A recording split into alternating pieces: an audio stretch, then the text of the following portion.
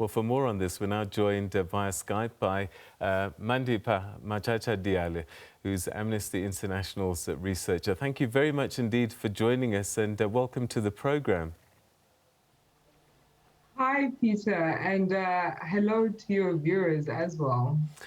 All right, tell us a little bit more about this condition, what it is actually.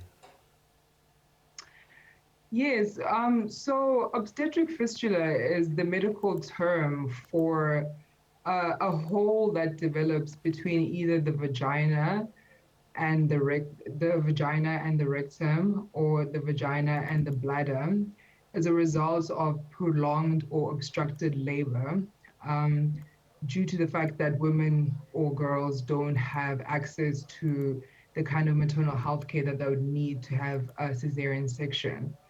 So, in cases where people would have a home birth, or in a situation where they were supposed to be having a cesarean section, they would have a very prolonged labor, and then it would result in a hole between those sections that I've just described.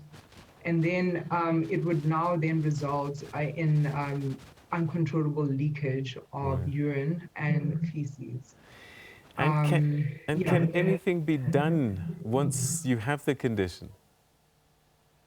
Yes, there's a surgery that can be done. It's a repair surgery that can be done, and it's usually women would have to have like maybe 2 or 3 surgeries to before they completely repaired. And I say that with kind of like with and inverted commas or whatever.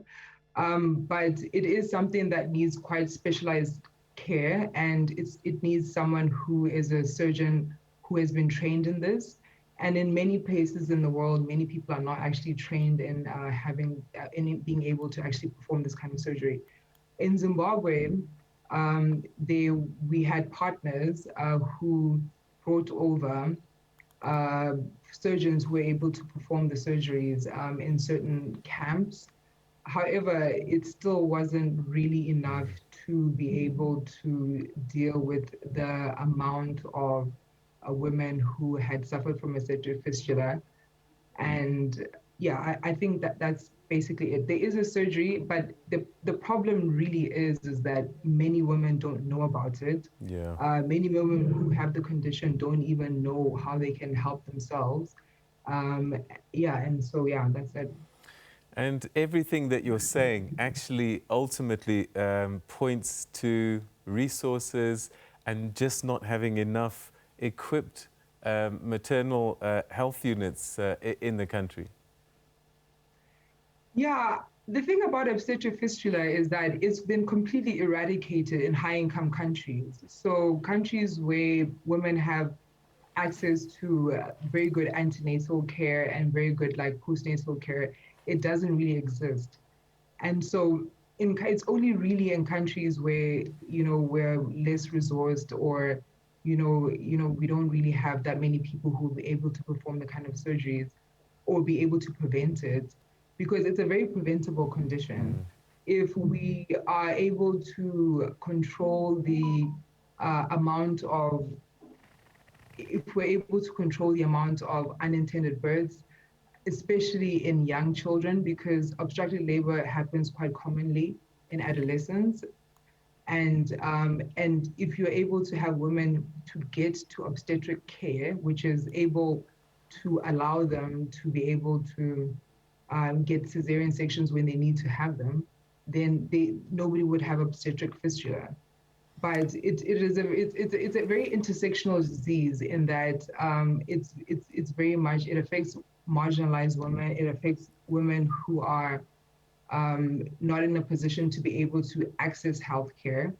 And I heard in the blurb that you guys were talking about that women are shunning formal healthcare systems for home births, but that's really because it's not really because they've got a choice, but in the context sometimes in Zimbabwe, is that women are in situations where either traditional or religious beliefs, or they are kind of um, either religious or traditional beliefs are forcing them to, get home births, or they're very young, or they don't have access to the formal healthcare system, because even though the government of Zimbabwe has said that they have operationalized a maternal healthcare policy, which is supposed to be free, it's apparently not, because our research has found that many women who are not in a position to be able to pay for maternal healthcare actually go to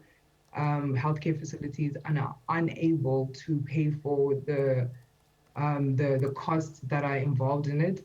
And so they're actually forced into the position of having home births. And then when they're there, sometimes they get complications. And when they get those complications, that's when they get obstetric fistula. It sounds, sadly, that the Zimbabwean authorities just haven't invested enough in maternal health care for a long, long time. And this is actually the fruits of that ininvestment. Yes. I mean, this is true. I don't want to knock the government, because ever since 2015, the government did make the repair of fistula a public health intervention. However, not enough money has been put into it. And consistently, the Zimbabwean government has not been putting the amount of money into maternal health care as they've been supposed to. Healthcare just in general. Consistently, they've been saying that they've been supposed to be devoting at least 15% of their budget to healthcare in general, but they have not been doing that consistently. And maternal healthcare has been suffering. And an example of that is during COVID, when COVID hit last year in March, and the government had to kind of reallocate resources. One of the first things that got cut was maternal health care. So antenatal and postnatal care were the first things that got cut.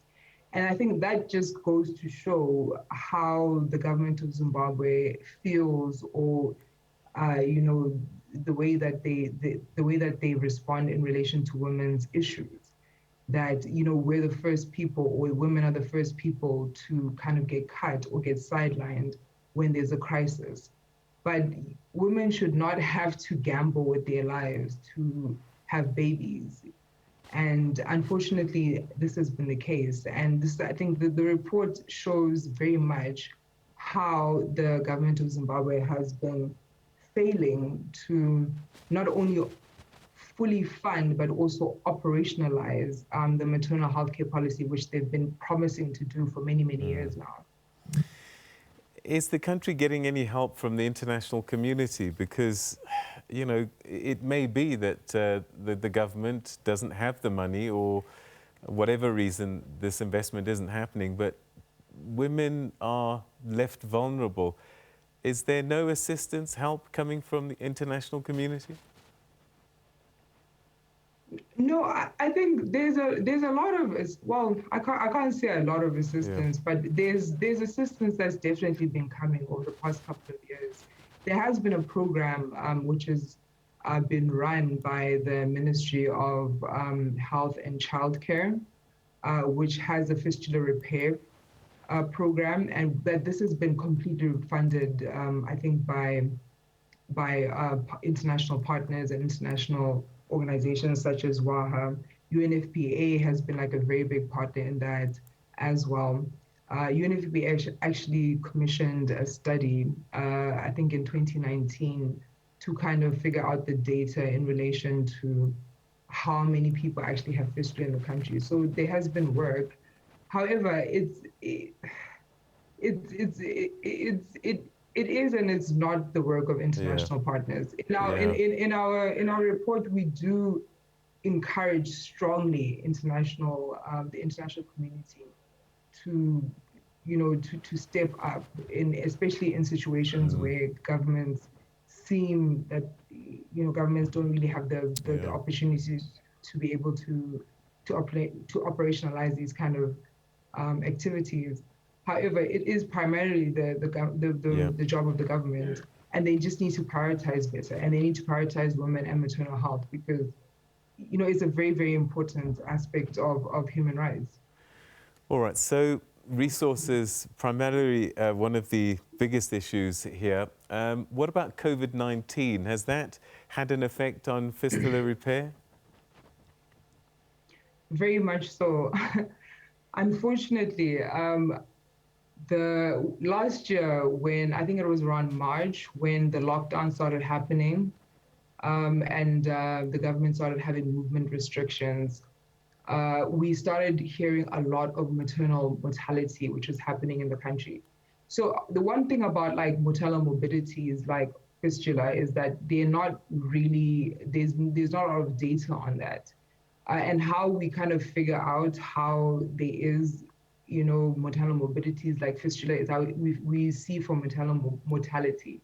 So last year, the first month of lockdown, there was 100, I think 108 maternal deaths, which is an astronomical figure, considering that I think Zimbabwe the year before had 400 the whole year.